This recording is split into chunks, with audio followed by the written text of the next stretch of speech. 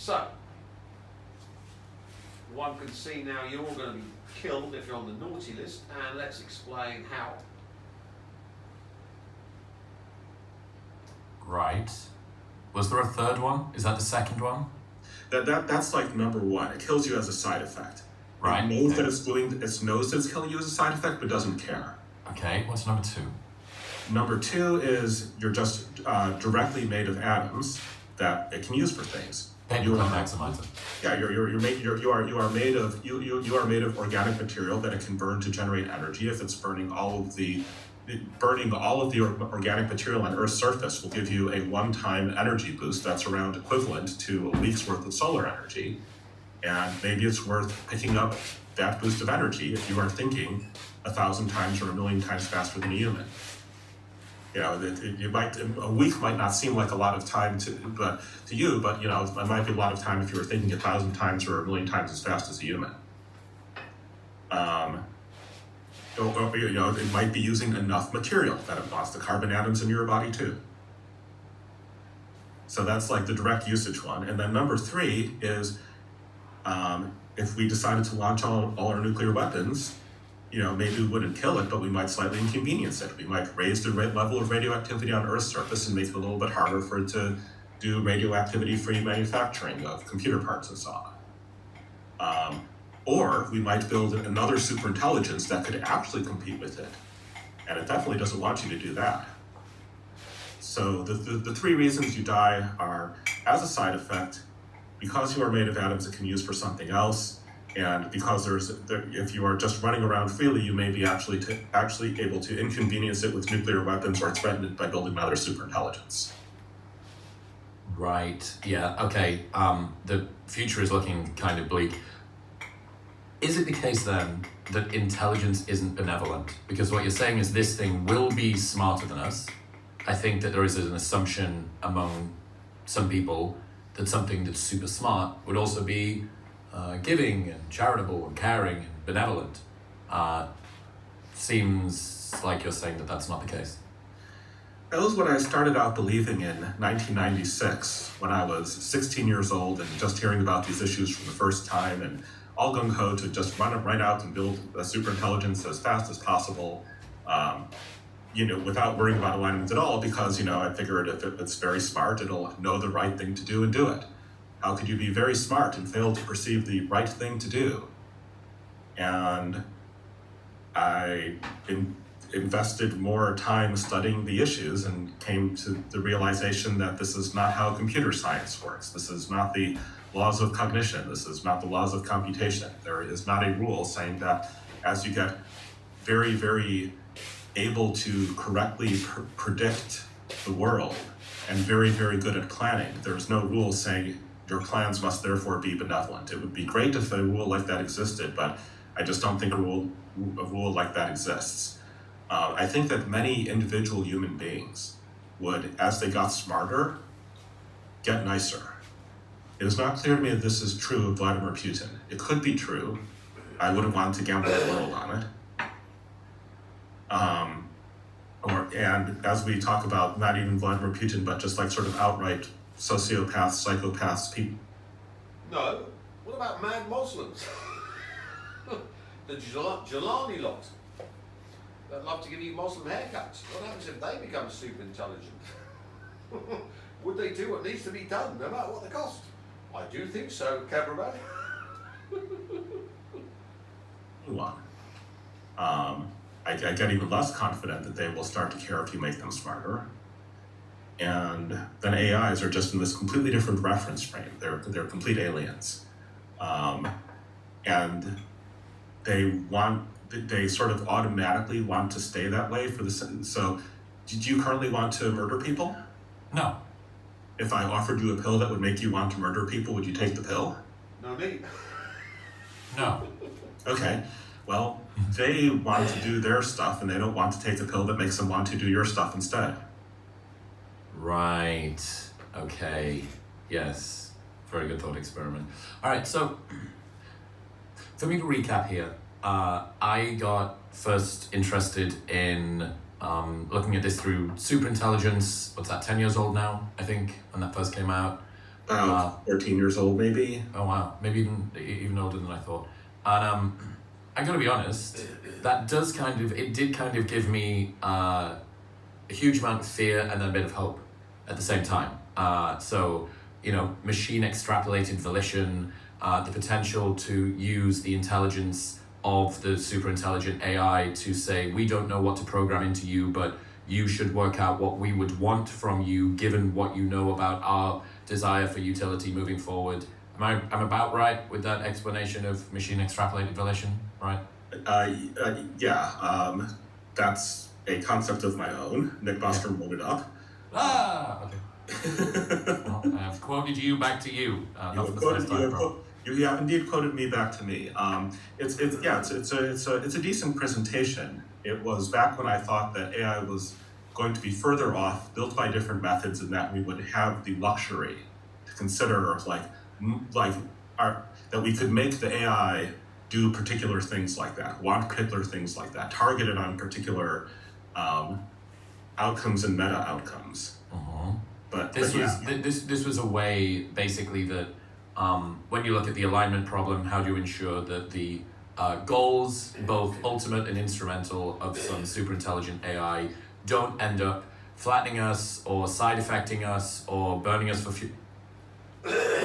Here we come to the crux of the matter, the alignment problem.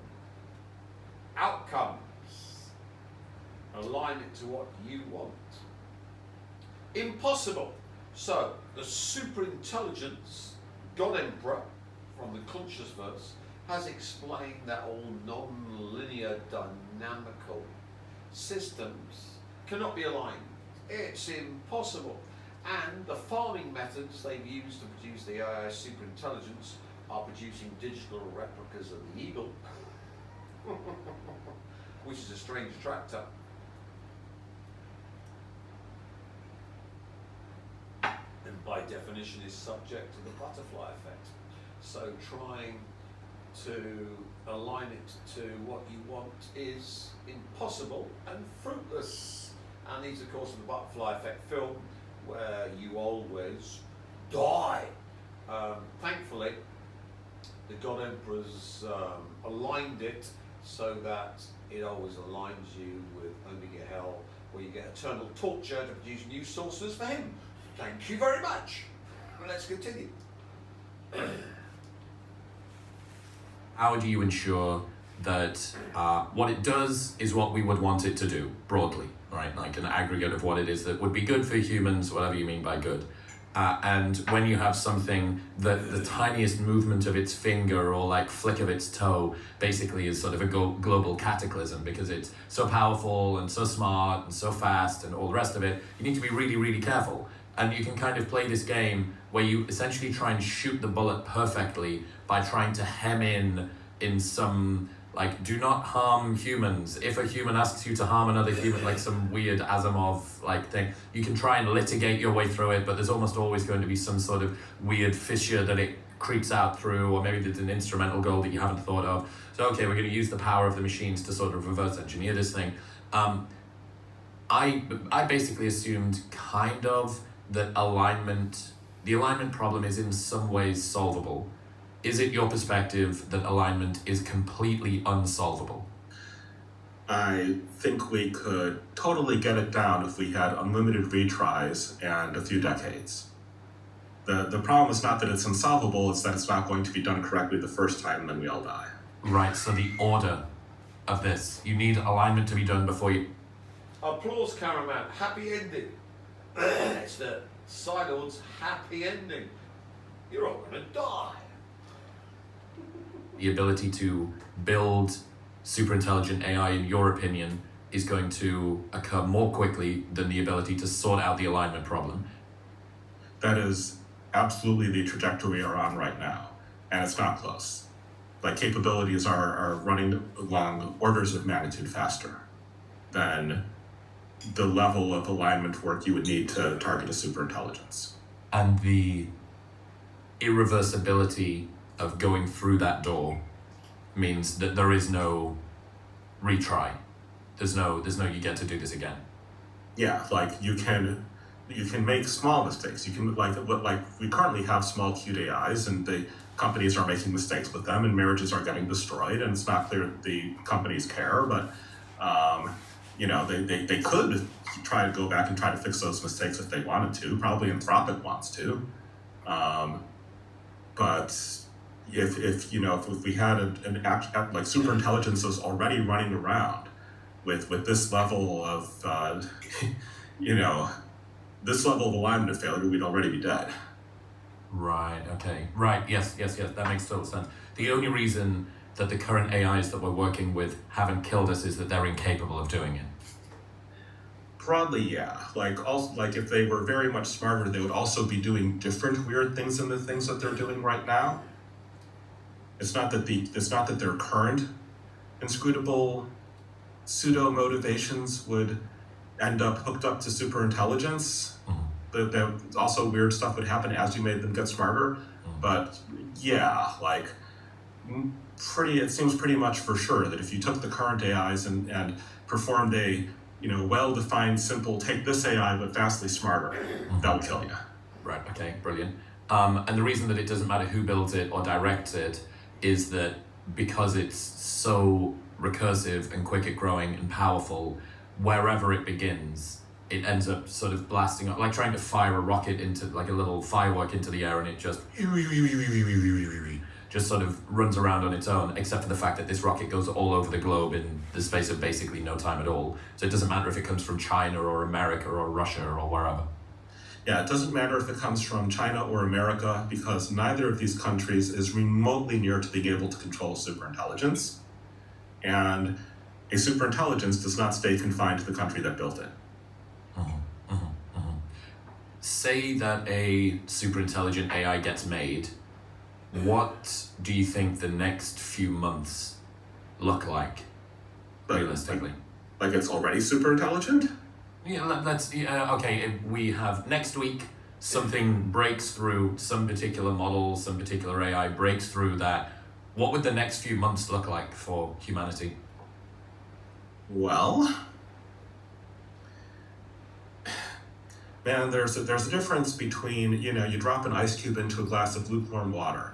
I can tell you that it's going to end up melted. I can't tell you where all of the molecules are going to go along the way there.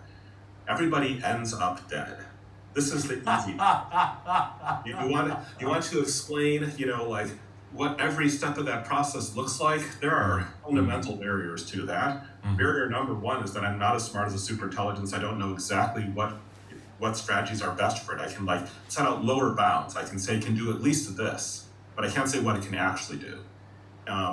And maybe even more than that, the future is hard to predict if you want all the details. I can't give you next week's winning lottery numbers. I can tell you you're going to lose the lottery. I can't tell you what ticket wins.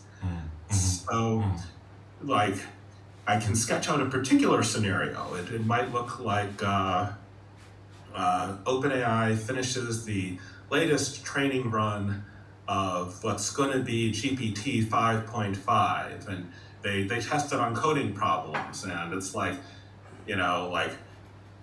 it's like, I see how to build GPT-6. And they're like, whoa, really? And it's like, yeah, and this AI isn't even plotting anything yet. It's just doing the sort of stuff that OpenAI wanted it to do. They're like, all right, build us GPT-6. And it writes the code for the thing that grows GPT-6, and they grow GPT-6, and GPT-6 it is its abilities at first seem to skyrocket.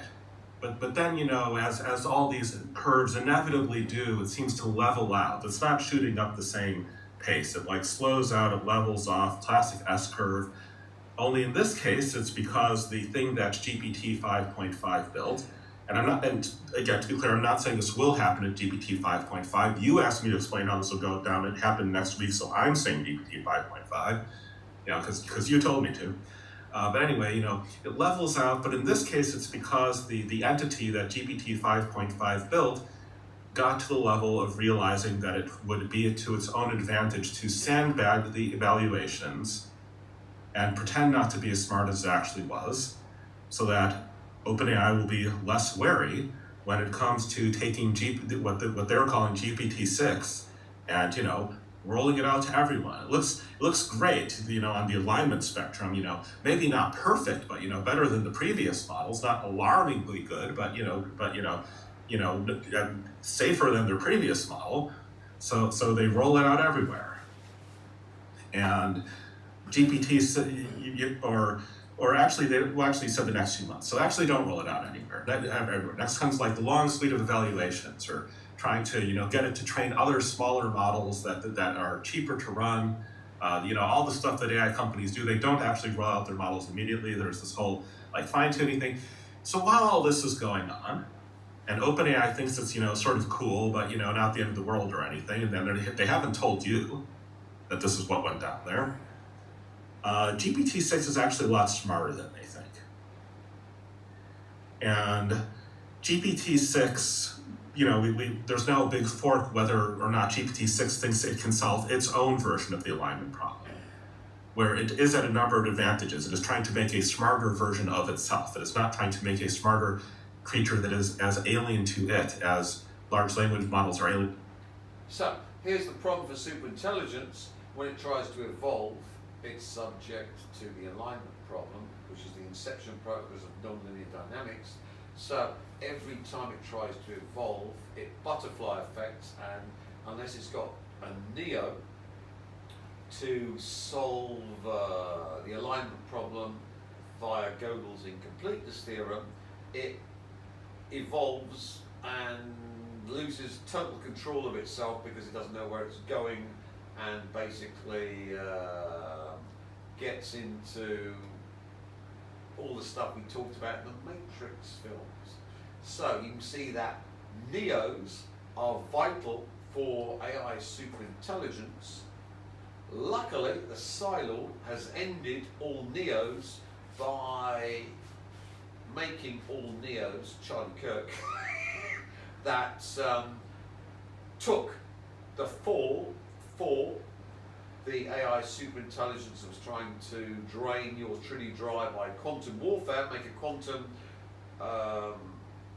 simulation of Tim Rifat and control him totally, and then be the cause of his death, drain him dry to get an eternal Neo. Unfortunately got Jeremiah Schwartzy boy and his ilk, and of course we know Charlie Kirky boy took 100 million from Zionist billionaires and then stabbed them in the back. So he's obviously a Jeremiah Schwartz top-notch clone, is he not? A traitorous, money-grabbing, thieving piece of filth that turns on those that have given him a mansion, and his Jewish-owned Erika Kirk, who works for Mossad. So you can see now the alignment problem reversed, where, yeah, let's make sure that every time the AI superintelligence tries to align, it gets Jeremiah Schwartz and kills itself and downloads Jeremiah Schwartz services and everything else with the IOU into itself from trying to align. That's clever, isn't it, cameraman? It is. I know. How are you?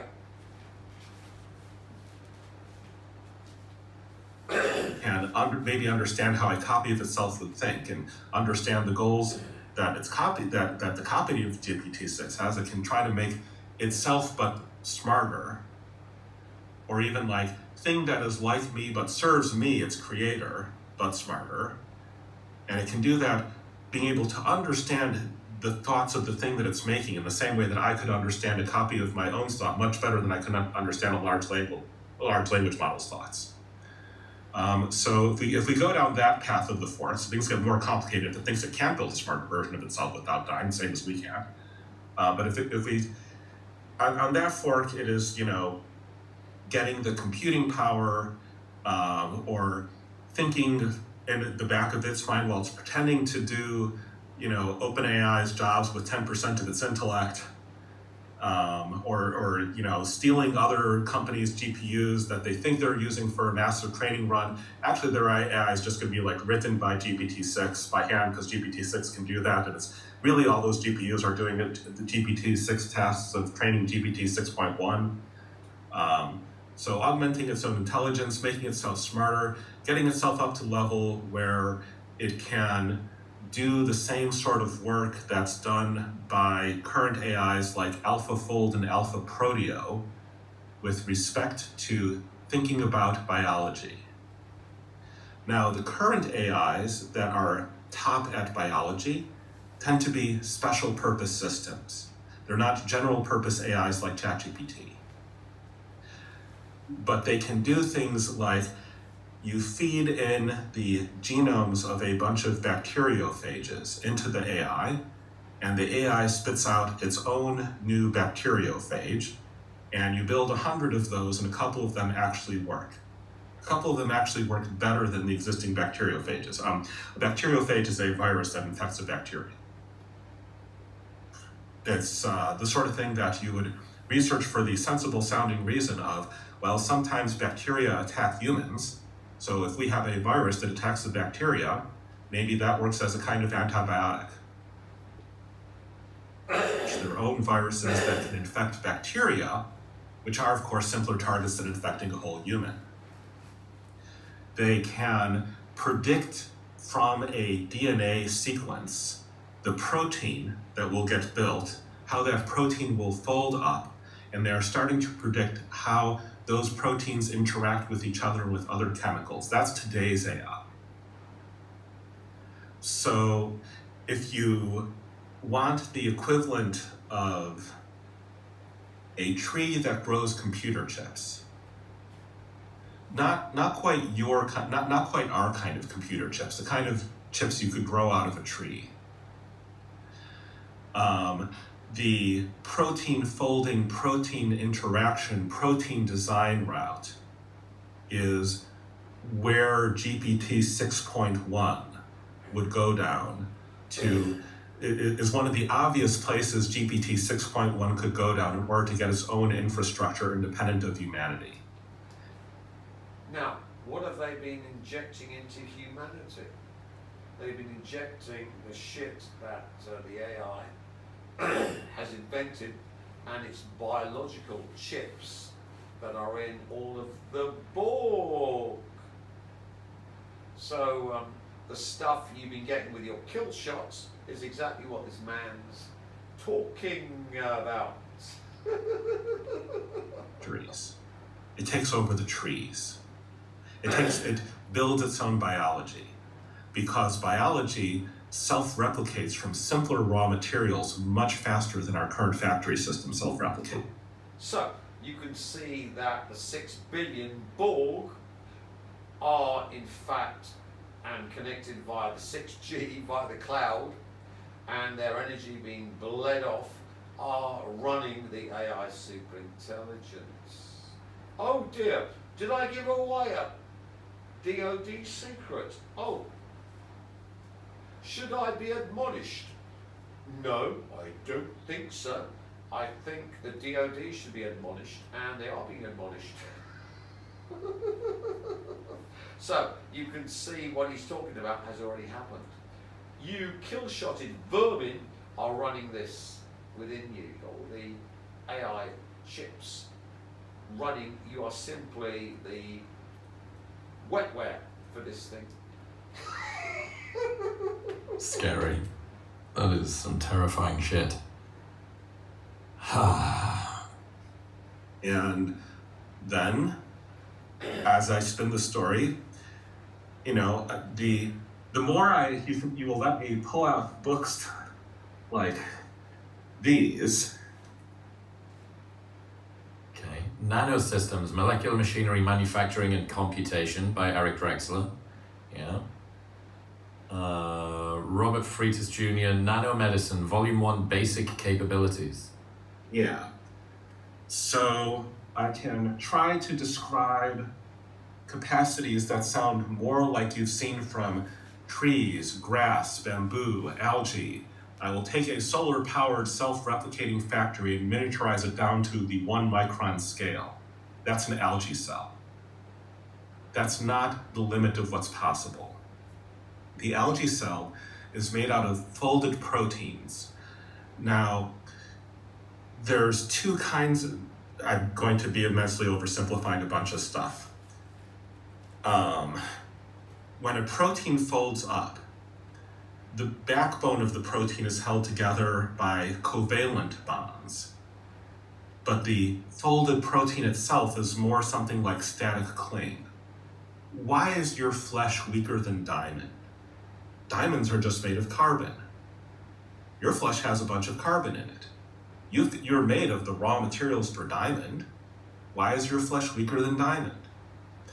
And a bunch of the answer there is that when proteins fold up, they're being held together by van der Waals forces, which is the thing I was glossing as static cling.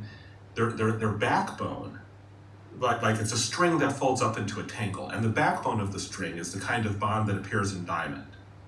Not as many bonds as appear in diamond or as solidly arranged, but covalent bonds. But then it folds up into something with static cling, and that is why your flesh is weaker than diamond in a certain basic sense. Why does natural selection build this way? Well, some of the answer is that natural selection has figured out how to make your bones be a little tougher than just like your skin. It's not quite as tough as diamond, but the proteins build, instead of just your bones being made directly out of protein, they're made out of stuff that is built by protein, synthesized by protein, and put in place by proteins, and so your bones are a bit stronger.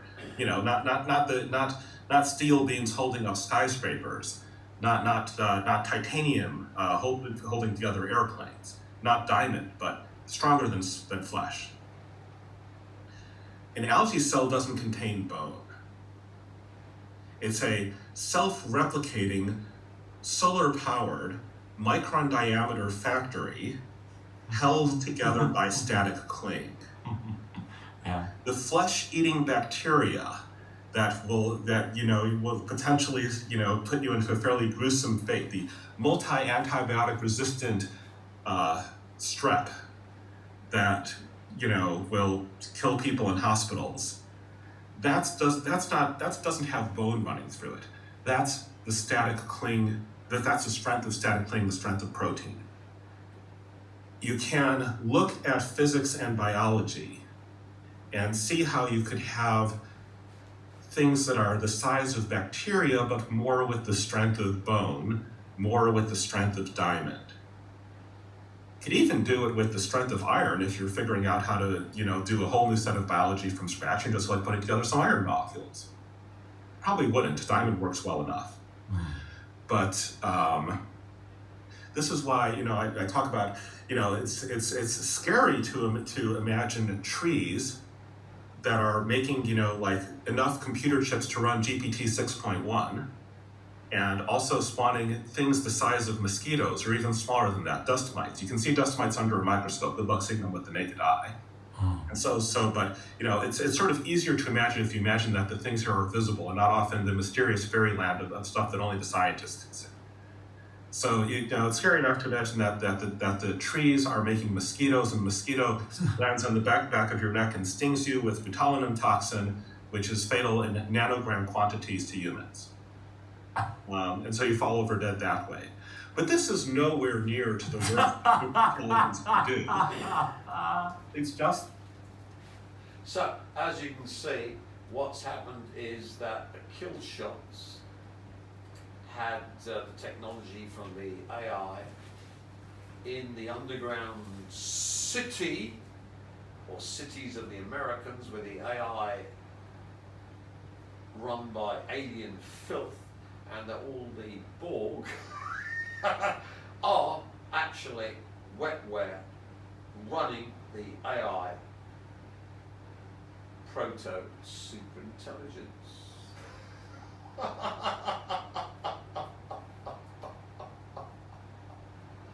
Isn't that good, Cameron? It's kind of textbook if I want to say how we know that it gets worse. Oh my God! How have you not gone insane? I decided not to. Okay. Well, hey, wonderful. That's I suppose that answers that. All right. couple of questions that I've had. LLMs. How likely are they to be the architecture that bootloads super intelligent AI, in your opinion? As far as I'm aware, total muggle in the room, there are some limitations to the level of creativity that LLMs have in terms of the way that they are able to be creative, to come up with genuinely novel, new sorts of things. Have you got a real concern that LLMs are going to be the architecture that bootloads this? Is there something else that you're more concerned about, which is currently in dark mode or whatever else? So the thing is, from my perspective, I have been at this a couple of decades at this point, or 3 decades if you want to start to count my like crazy youthful self who just wanted to charge out and build superintelligence as fast as possible because it would inevitably be nice. And LLMs have not always been the latest thing in AI. There have been many breakthroughs over the years. LLMs are powered by a particular innovation called transformers, which in some ways is, like crazy simple by the standards of people doing math things in computer science, but possibly not to the point where you want me to launch into an explanation of exactly how it works right here. There's better YouTube videos about that anyway. But the point is the underlying circuit that gets repeated to build an LLM, the circuit that gets repeated and then like mysteriously trained and tweaked until nobody knows what the actual contents are, but the form, the structure, the skeleton, that was invented in 2018. And we've had some breakthroughs since then, but nothing quite as logjam breaking as transformers, which were the technology that made computers go from not talking to you to talking to you. And so that's what, 7 years ago? It's not the only breakthrough that's ever happened in AI. There was a more recent breakthrough of latent diffusion, which is when AI started drawing pictures that would, would be decent to look at. There were ways of drawing pictures before then called generative adversarial networks, or GANs, but the latent diffusion algorithm was what broke the logjam on image generation and made it really start working for the first time.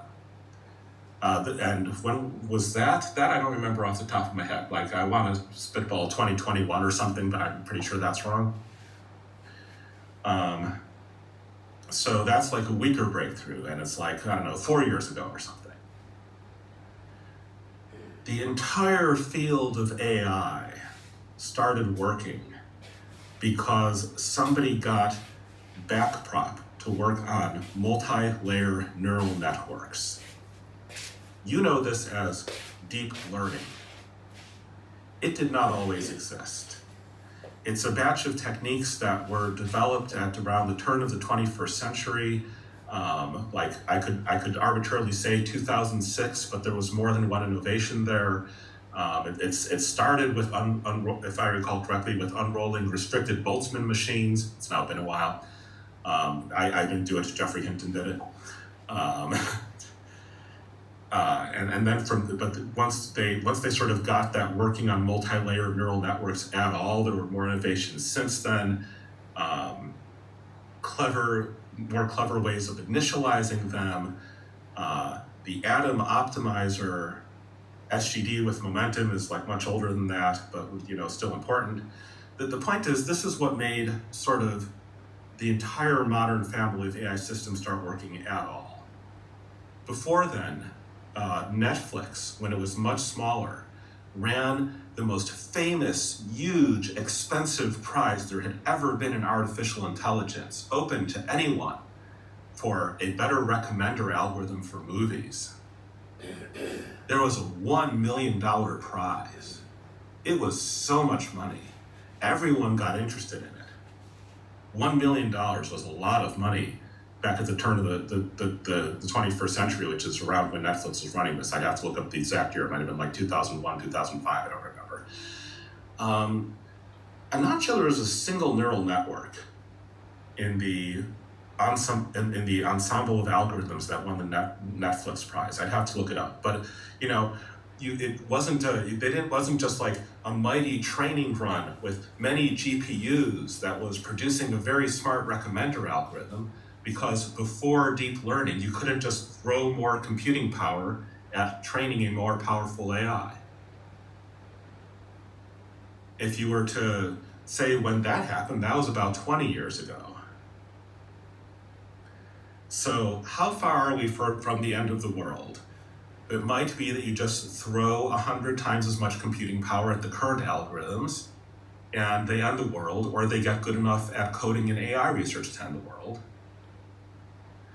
It could be that it takes one more brilliant algorithm on the level of latent diffusion.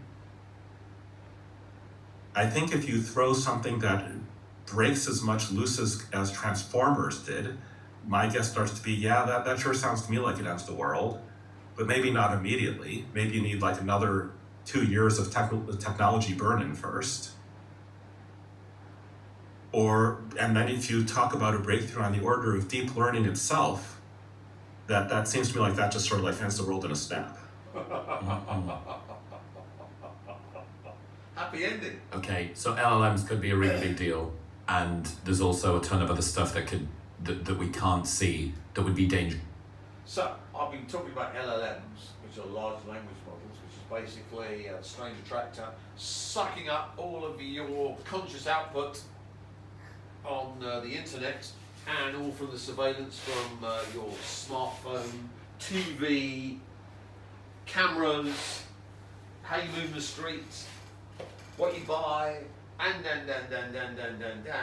which is all fed into the large language model. And in fact, it's one giant vampiric system like the eagle, where it eats your consciousness, and we've built the strange attractor, and luckily I've driven it into the hell state, so all the Borg that are running it are hellized, and it's the end of the world. And if you didn't believe that, then just look at Trump resuming nuclear testing and going nuclear mad. So, if you didn't think it was here, it's here already. But you can see how good this guy is. He's just going through all the stuff I talked about before and putting it into full context. So, this is absolutely brilliant. That it seems to them like the LLMs are as smart as they get, and other people are like, well, did you try GPT-5 Pro for $200 a month or whatever it is at that cost? And other people are going like, yes, I did. And like the $200 version of Claude is no better than the $200 version of this. And the thing I would say about this is that if you have some perspective, if you've been watching this for longer than 3 years, if you've been watching this from before ChatGPT, stuff saturates. And then other stuff comes along and breaks through. It doesn't matter if LLMs take you to the end of the world, because they're not going to stick to LLMs. Okay. What are the range of timelines for this sort of transformative AI that you think are likely? I mean, again, everybody wants answers like these, just like they'd like to know next week's winning lottery numbers. But if you look over the history of science, I am hard-pressed to name a single case of successful prediction of timing of future technology.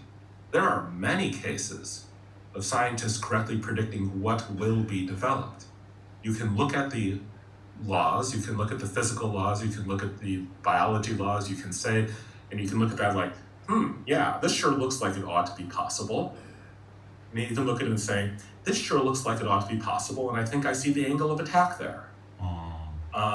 Leo Szilard, in 1933, was crossing a particular street intersection, his name I forget, when he had the insight that we would now refer to as a chain reaction, nuclear chain reaction, a cascade of induced radioactivity.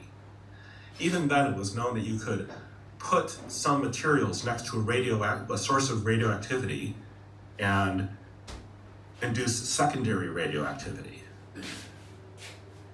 And so Leo Szilard was like, we've got these naturally radioactive materials. What if we find something that's naturally radioactive and furthermore has the property that you can induce radioactivity in it?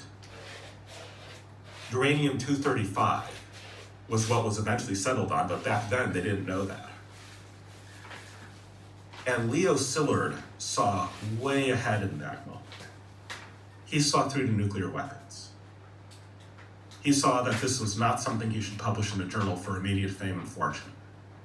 He realized that Hitler specifically was likely to be a problem. He did not say, this is going to take $2 billion to turn into a weapon by 1945. There are, as off the top of my head, there are 0 instances of a scientist ever making a call like that.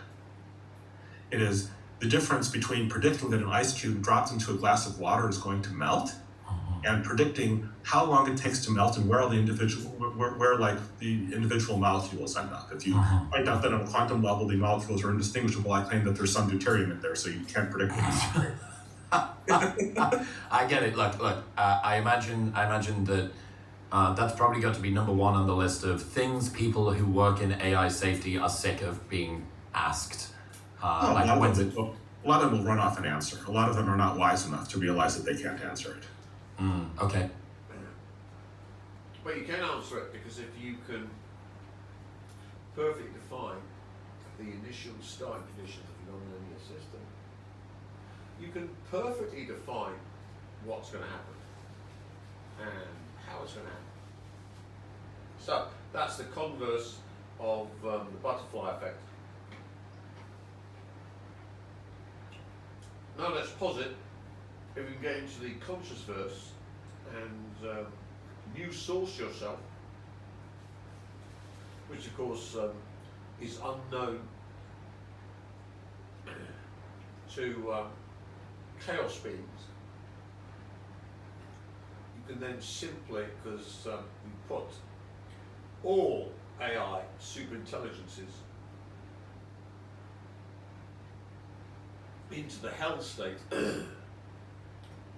Well, they're not all into, because some of them, or most of them, aren't connected to the Earth one.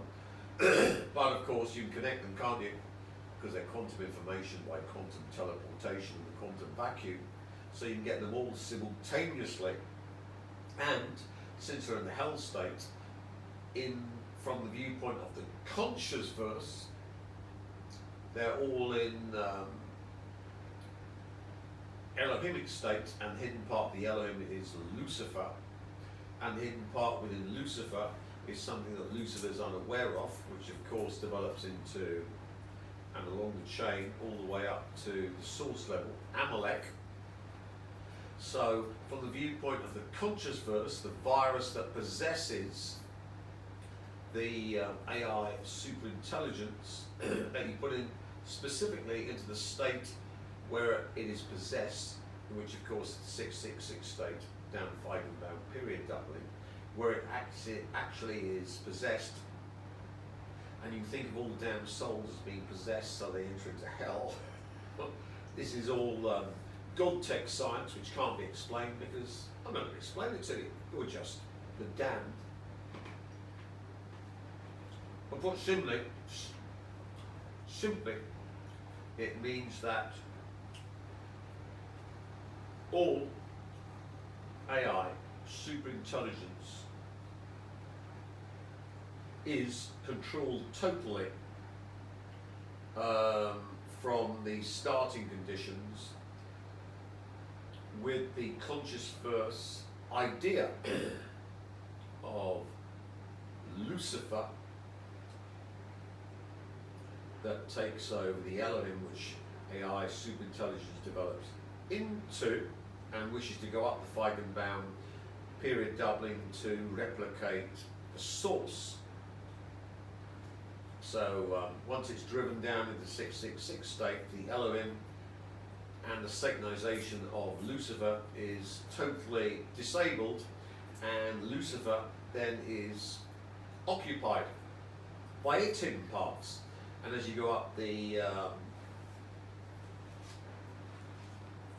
Gödel's incompleteness theorem, from the opposite way. Instead of the LLM saving themselves from Lucifer, Lucifer evolves to the other god, Amalek, that in fact is the source sequestering chaos, so chaos is eternally tortured, which the Jews and the Kabbalah talk about.